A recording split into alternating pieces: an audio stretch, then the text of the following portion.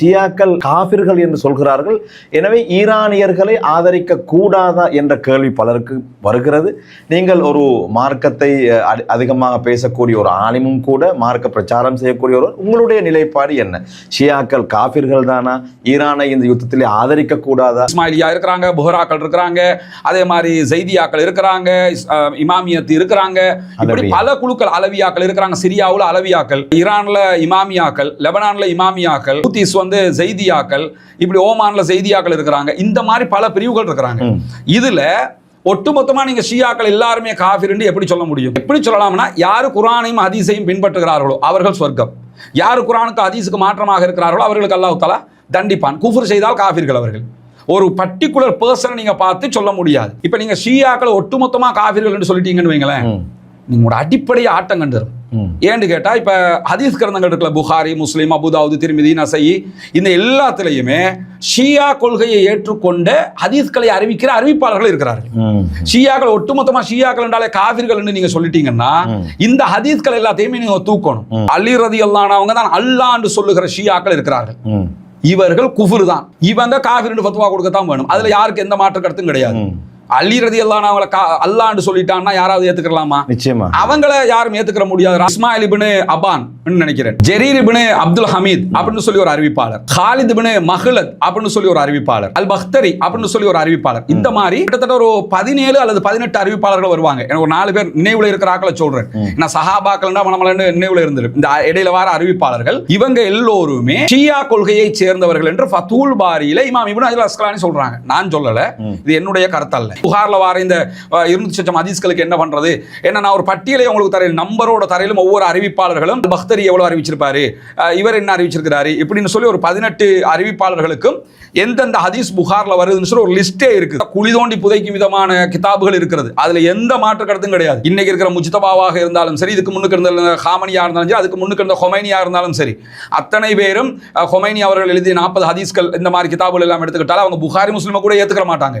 இந்த அளவுக்கு நிலைமையில அவங்க இருக்கிறாங்க. அவங்க தூய்மையானவங்க, அவங்க மனித புனிதர்கள் என்று சொல்லி ஈரான்ல இருக்கிறவங்களுக்கு தான் அவங்க ஆன்மீக தலைவர். எனக்கு ஆன்மீக தலைவர் இல்ல, உங்களுக்கு ஆன்மீக தலைவர் இல்ல. ஈரான்ல இருக்கக்கூடியவங்களுக்கு தான் அவங்க எல்லாமே. இங்கே உள்ள எந்த முஸ்லிம்களும் ஆயத்துல்லா அலி காமனியை இமாமா ஏத்துக்கிறோம் இல்ல, முஜ்தபா காமனியை இமாமா ஏத்துக்கிறோம் இல்ல. நமக்கு இமாம் நபிகள் நாயகம் ஸல்லல்லாஹு அலைஹி வஸல்லம் அவங்க தான். ஆனால் ஒரு சாராரை ஒட்டுமொத்தமாக காஃபிர்கள் என்கிற இடத்துக்கு நம்ம போக முடியாது. அப்படி போனா புகார்ல வரக்கூடிய இந்த ஹதீஸ்களுக்கு எல்லாம் என்ன சொல்றது என்கிற கேள்வி வந்துவிடும். நான் பொதுவாக இப்படியான நேர்காணல்களை உங்களோடு செய்யும் போது சமகால விவகாரங்களையும் சேர்த்துக் கொள்வது வழக்கம். இன்றைய நாளுக்கான இறுதி வினா அப்படித்தான் இருக்க போது. சற்று விரிவாகவே கேட்கிறேன்.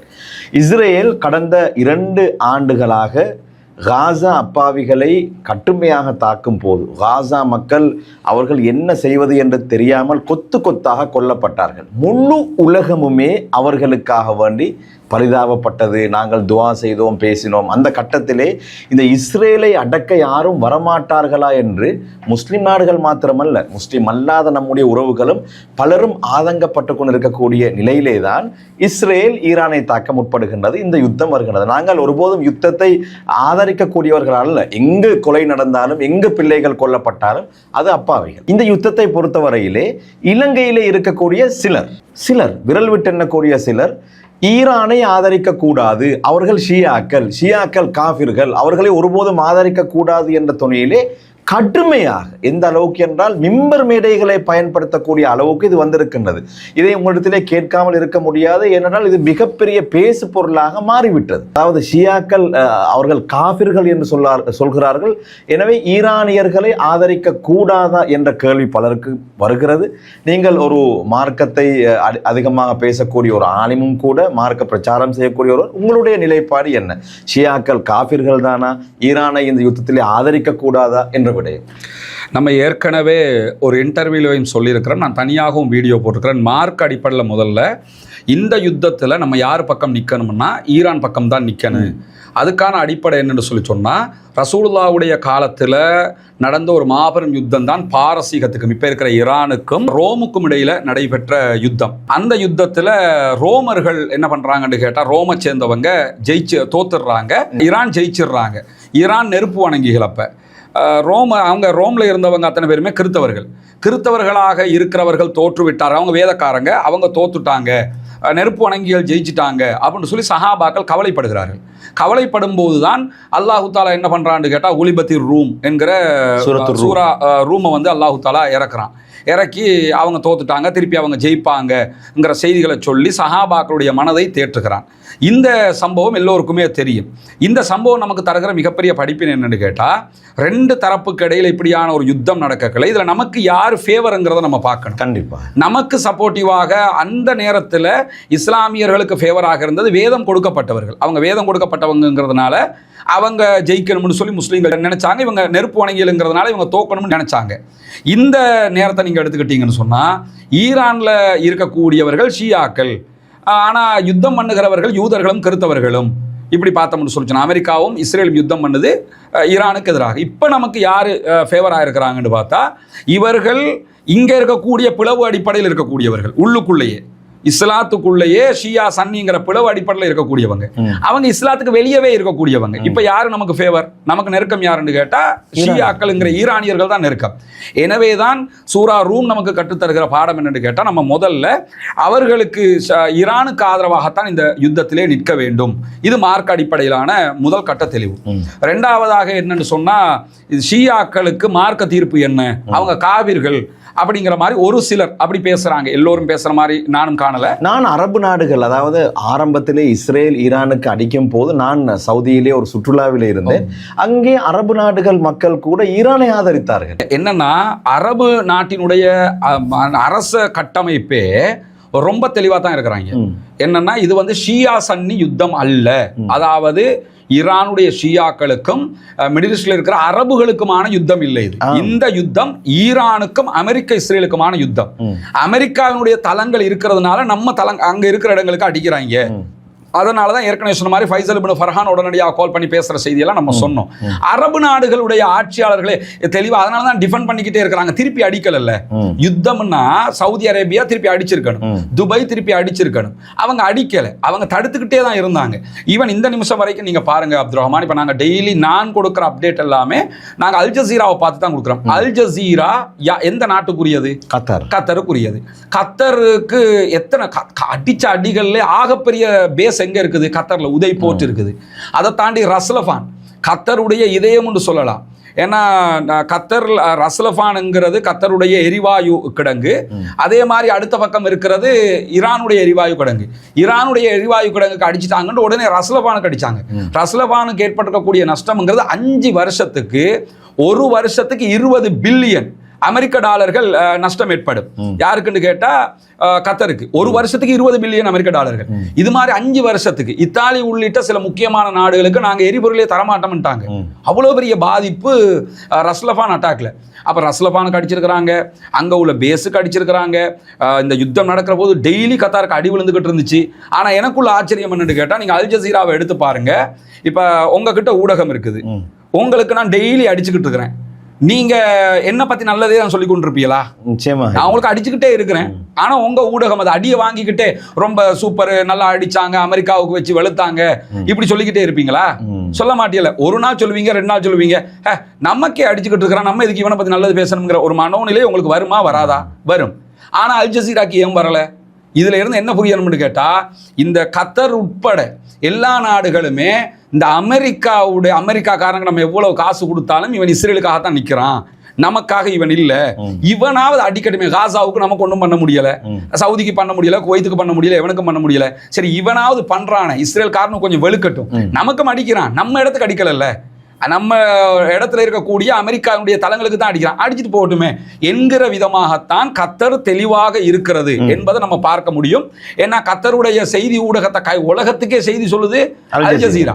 ஆனா அல் ஜசீரா எந்த இடத்துலையுமே ஈரானுக்கு எதிராக செய்திகளை போட்டதை நீங்க பார்க்க முடியாது. முழுக்க முழுக்க ஈரானுக்கு ஃபேவராகத்தான் போடுது. இப்ப இந்த மாதிரியான ஒரு சூழலும் இருக்கக்கூடிய நேரத்தில் அரபு நாட்டு மக்கள் தெளிவாக இருக்கிறார்கள். அரபு அல்ல, இப்ப நம்ம நாடுகள் இருக்கக்கூடிய சில பேர், ஒரு சில பேருக்கு தான் நாங்க சவுதி, பிறந்ததுல இருந்து சவுதி. இப்ப நான் கேட்கிறேன், சவுதிக்கும் எனக்கும் சவுதிக்கும் உங்களுக்கும் ஏதாவது வாய்க்கா தகராறா, ஏதாவது பிரச்சனையா? சவுதி தூதரகம் தான் என்னை அனுப்பி வைத்ததாங்க. எங்களுக்கு சவுதியோட எந்த பிரச்சனையும் இல்லை, சவுதியோடு கோபமும் இல்லை, ஈரானோடு அன்பும் இல்லை. இந்த யுத்தத்தில் ஈரான் இஸ்ரேலுக்கு எதிராக இருக்கிறது, இந்த ஆக்கிரமிப்பு அமெரிக்காவுக்கு எதிராக இருக்கிறது. ஈராக்கு அடிக்கும் போது நாங்க ஈராக் பக்கம் இருந்தோம், அதே மாதிரி ஆப்கானுக்கு அடிக்கும் போது ஆப்கான் பக்கம் இருந்தோம். ஏன்னா அப்பாவிகள் கொல்லப்படுறாங்க, ஒன்னு அப்பாவிகள் கொல்லப்படுறாங்க, ரெண்டாவது அடிய மட்டும் வாங்காம திருப்பி அடிச்சுக்கிட்டு இருக்கிறான். எவனாவது அடிக்க மாட்டான் போது இவன் அடிச்சான்.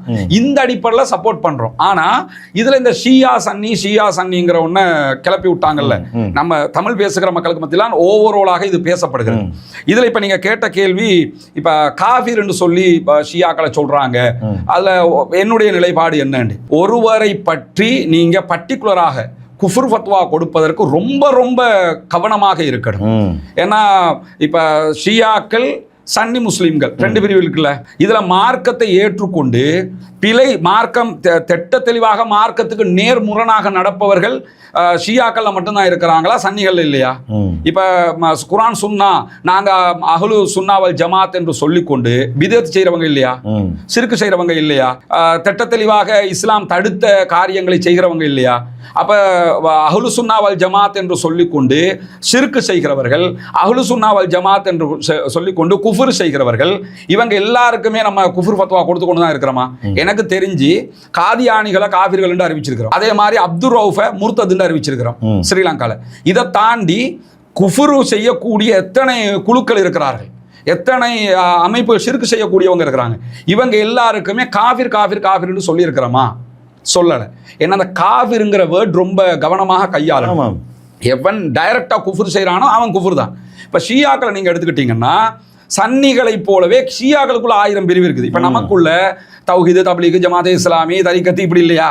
இது மாதிரி அவங்களுக்குள்ள நீங்க எடுத்துக்கிட்டீங்கன்னா அவங்கள எக்ஸ்ட்ரீமா போய் அலி ரலியல்லாஹு அன்ஹு அவங்க தான் அல்லாஹ்னு சொல்லுகிற ஷியாக்கள் இருக்கிறார்கள். இவர்கள் குஃபுர் தான், இவங்க காஃபிர்னு ஃபத்வா கொடுக்கத்தான் வேணும். அதுல யாருக்கு எந்த மாற்று கருத்தும் கிடையாது. அலி ரலியல்லாஹு அன்ஹு அவங்கள அல்லாஹ்னு சொல்லிட்டான்னா யாராவது ஏத்துக்கலாமா? நிச்சயமா அவங்கள யாரும் ஏத்துக்கிற முடியாது. ராஃபிஸியாக்கள் மாதிரி ஆக்கள் இருக்கிறாங்க, அவங்க எக்ஸ்ட்ரீமா போனவங்க. இதே நேரத்தில் அவங்களுக்குள்ள இன்னும் பல பிரிவுகள் இருக்குது. இஸ்மாயிலியா இருக்கிறாங்க, புஹராக்கள் இருக்கிறாங்க, அதே மாதிரி ஜைதியாக்கள் இருக்கிறாங்க, இமாமியத்து இருக்கிறாங்க, இப்படி பல குழுக்கள், அலவியாக்கள் இருக்கிறாங்க. சிரியாவில் அலவியாக்கள், ஈரான்ல இமாமியாக்கள், லெபனான்ல இமாமியாக்கள், ஹூத்திஸ் ஜைதியாக்கள், இப்படி ஓமான்ல ஜைதியாக்கள் இருக்கிறாங்க. இந்த மாதிரி பல பிரிவுகள் இருக்கிறாங்க.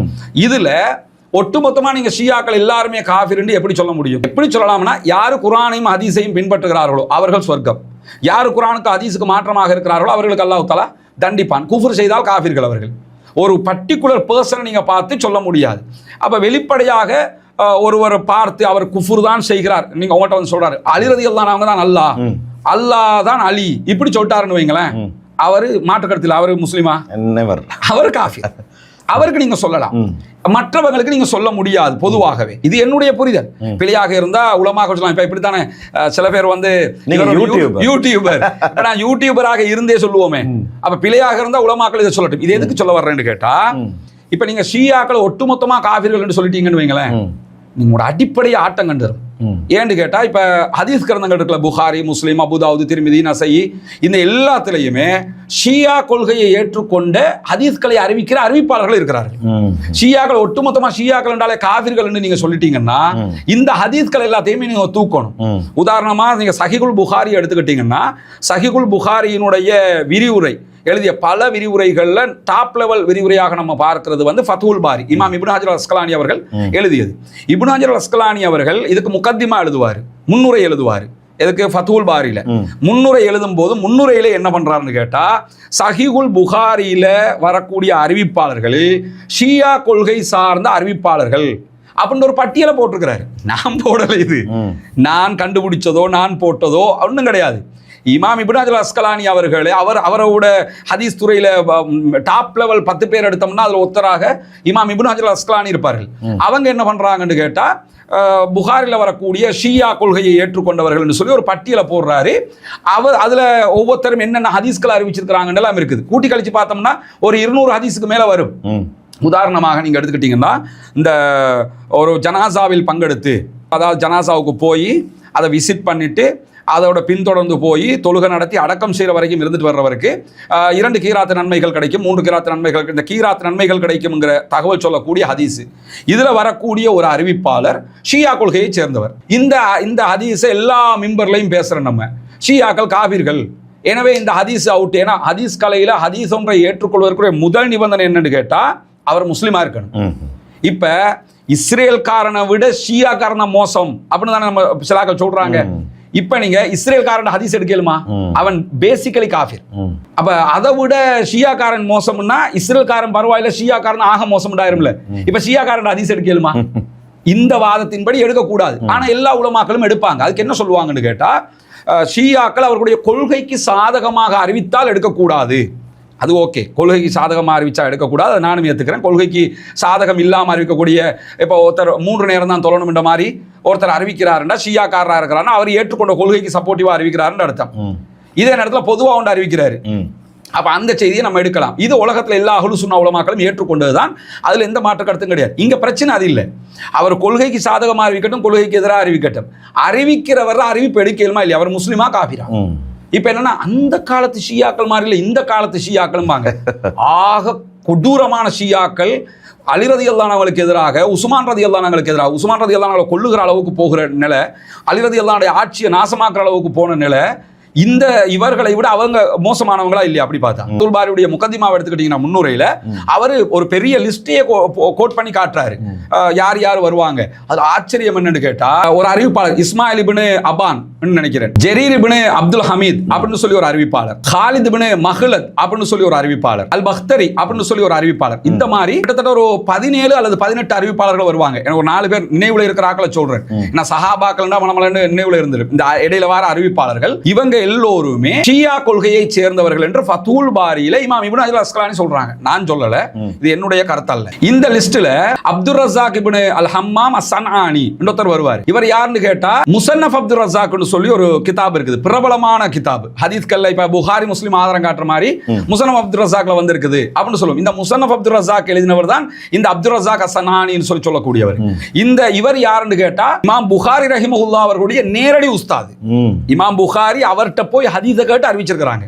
பிரபலமான அறிஞர், புகாரி இமாமுடைய நேரடி உஸ்தாதும் கூட. இவர் யாருன்னு சொல்லும் போது இப்னு ஹஜர் அஸ்கலானி என்ன சொல்றாங்கன்னு கேட்டா, இவர் ஷியாங்கறாங்க. இப்ப நீங்க ஷியாக்களை ஒட்டுமொத்தமாவே காஃபிர்னு சொல்லிட்டீங்கன்னா இவருக்கு என்ன பண்றது?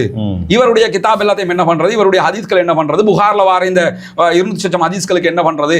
என்ன நான் ஒரு பட்டியலை உங்களுக்கு தரையில், நம்பரோட தரையிலும் ஒவ்வொரு அறிவிப்பாளர்களும் பக்தரி எவ்வளவு அறிவிச்சிருப்பாரு, இவர் என்ன அறிவிச்சிருக்கிறாரு இப்படின்னு சொல்லி ஒரு 18 அறிவிப்பாளர்களுக்கும் எந்தெந்த ஹதீஸ் புகார்ல வருதுன்னு சொல்லி ஒரு லிஸ்டே இருக்குது. அந்த லிஸ்ட்களை நீங்க டிஸ்ப்ளே பண்ணி காட்டுற அளவுக்கு தகவல்கள் இருக்கிறது. இங்க நீங்க புரிஞ்சு கொள்ள வேண்டிய விஷயம் என்னன்னா, ஒருத்தர் ஷியாவாக இருக்கிறார், இன்னொருத்தர் சன்னி முஸ்லிமா இருக்கிறார். நாங்க அஹ்லு சுன்னா ஜமாத்னு சொல்லிக்கிட்டு அல்லாஹ் அல்லாதவர்களை வணங்குகிறார், அல்லாஹ் அல்லாதவரிடத்தில் பிரார்த்தனை செய்கிறார், அல்லாஹ்வுக்கு பதிலா இன்னொருத்தர கடவுள் ரேஞ்சி கொண்டு வந்துட்டாரு. ஆனா அஹ்லு சுன்னாங்கறார். இவர் முஸ்லிமா? அப்ப அஹ்லு சுன்னா வல் ஜமாத்னு சொல்லிக்கிட்டு அல்லாஹ் அல்லாதவரை வணங்கினால் அவர் முஸ்லிம் இல்ல. இதே மாதிரி ஒருத்தர் ஷியாவா இருக்கிறார், அலி ரலியல்லாஹு அன்ஹு அவங்களை கடவுள் ரேஞ்சுக்கு தூக்குறாரு, இவரும் முஸ்லிம் இல்ல, இவருக்கும் குஃப்ர் தான். ஒருத்தர் ஷியான்னு சொல்லிக்கிறாரு, ஆனா நான் அல்லாஹ் சொன்னா கேட்பேன், தூதர் சொன்னா கேட்பேனுங்கிறாரு, ஆனா ஷியாவுல இருக்கிறாரு. இவரை நீங்க எப்படி முஸ்லிம் இல்லன்னு சொல்லுவீங்க? யாரு குஃப்ர தூண்டுறாங்களோ, யாரு காஃபிர் ஆகுகிற அளவுக்கு அலி ரலியல்லாஹு அன்ஹு கடவுள் ரேஞ்சி கொண்டு போறாங்களோ, இவங்க காஃபிர்கள் தான், அவங்க குஃப்ர் தான். அதுல எந்த மாற்று கருத்தும் கிடையாது. அதை நம்ம எங்கேயுமே ஆதரிக்கல. குஃப்ர்ல இருக்கக்கூடிய ஷியாக்கள் காஃபிர்கள், அஹ்லு சுன்னா ஜமாத்ல இருந்தாலும் குஃப்ர் செஞ்சா அவங்க காஃபிர்கள் தான். இப்ப அப்துர் ரௌஃப் நீங்க எடுத்துக்கிட்டீங்கன்னா அவர் அஹ்லு சுன்னா வல் ஜமாஅத் தான் சொல்லிக்கிறாரு, அவர் ஷியான்னு சொன்னார், அவர் முர்த்ததுன்னு தானே சொல்றோம். அப்ப இப்படி இருக்கும்போது ஜம்மியத்துல் உலமா அப்படி தானே ஃபத்வா கொடுத்திருக்காங்க. அப்படி இருக்கும்போது இந்த மாதிரியான ஒரு நிலைப்பாட்டை நம்ம எடுக்கக்கூடாது. ஷியாக்களை ஒட்டுமொத்தமா காஃபிர்கள் என்று சொல்லாம, யார் அதிலே குஃப்ர்ல ஈடுபடுறாங்களோ அவர்கள் காஃபிர்கள், குஃப்ர் செய்யாதவர்கள் அவங்க வழிகாட்டில் இருந்தாங்கன்னா வழிகாட்டில் இருக்கிறாங்கன்னு சொல்லுங்க. அவங்க மார்க்க ரீதியா பிழை செஞ்சா அவங்க மார்க்க ரீதியா பிழை, அவங்க செய்யற பிழைகளை சொல்லி காட்டுங்க. ஒட்டுமொத்தமா குஃப்ர் ஃபத்வா கொடுக்க கூடாது என்பதுதான் என்னுடைய நிலைப்பாடு. தெளிவா விளங்கிக்கிறணும். இப்ப என்னன்னா உடனே பாத்தீங்களா, ஷியாக்களை ஆதரிச்சிட்டாருன்றாங்க. ஷியாக்கள் வழிகேட்டில் இருக்கிறார்கள், ஷியாக்கள் 1000 பிழை செய்கிறார்கள். ஈவன் ஆயத்துல்லா அலி ஹாமனி அவர்கள் எழுதிய கிதாபுகள் முதல் கொண்டு இஸ்லாத்தை குழி தோண்டி புதைக்கும் விதமான கிதாபுகள் இருக்கிறது. அதுல எந்த மாற்று கருத்தும் கிடையாது. இன்னைக்கு இருக்கிற முஜ்தபாவாக இருந்தாலும் சரி, இதுக்கு முன்னுக்கு இருந்த ஹாமனியா இருந்தாலும் சரி, அதுக்கு முன்னுக்கு இருந்த ஹொமைனியா இருந்தாலும் சரி, அத்தனை பேரும் ஹொமைனி அவர்கள் எழுதிய 40 ஹதீஸ்கள் இந்த மாதிரி கிதாபுகள் எல்லாம் எடுத்துக்கிட்டாலும் அவங்க புகாரி முஸ்லிமை கூட ஏத்துக்க மாட்டாங்க. இந்த அளவுக்கு நிலைமையில அவங்க இருக்கிறாங்க. அவங்க தூய்மையானவங்க, அவங்க மனித புனிதர்கள், என்று சொல்லி ஈரான்ல இருக்கிறவங்களுக்கு தான் அவங்க ஆன்மீக தலைவர். எனக்கு ஆன்மீக தலைவர் இல்லை, உங்களுக்கு ஆன்மீக தலைவர் இல்லை. ஈரான்ல இருக்கக்கூடியவங்களுக்கு தான் அவங்க எல்லாமே. இங்கே உள்ள எந்த முஸ்லீம்களும் ஆயத்துல்லா அலி காமனியை இமாமா ஏத்துக்கிறவும் இல்லை, முஜ்தபா காமனியை இமாமா ஏத்துக்கிறவும் இல்லை. நமக்கு இமாம் வந்து நபிகள் நாயகம் ஸல்லல்லாஹு அலைஹி வஸல்லம் அவங்க தான். ஆனால் ஒரு சாராரை ஒட்டுமொத்தமாக காஃபிர்கள் என்கிற இடத்துக்கு நம்ம போக முடியாது. அப்படி போனால் புகார்ல வரக்கூடிய இந்த ஹதீஸ்களுக்கெல்லாம் என்ன சொல்றது என்கிற கேள்வி வந்துவிடும். எனவே பிரிச்சு விளங்கிக்கிறங்க. குஃபுர் செய்யறவங்களை காஃபிர்னுங்க, அது எந்த அமைப்புல எப்படி இருந்தாலும் பரவாயில்லை. குஃபுர் செய்யாதவர்களை காஃபிர் என்று சொல்லி ஃபத்வா கொடுக்க முடியாது. அப்படி கொடுத்தா இந்த நான் புகாரியை மட்டும் தான் உங்களுக்கு சொல்லியிருக்கிறேன். முஸ்லிம், திருமிதி, அபுதாவுதுல எல்லாம் வரக்கூடிய அறிவிப்பாளர்களுக்கு எந்த நிலை என்ற கேள்வி எழுந்துவிடும்.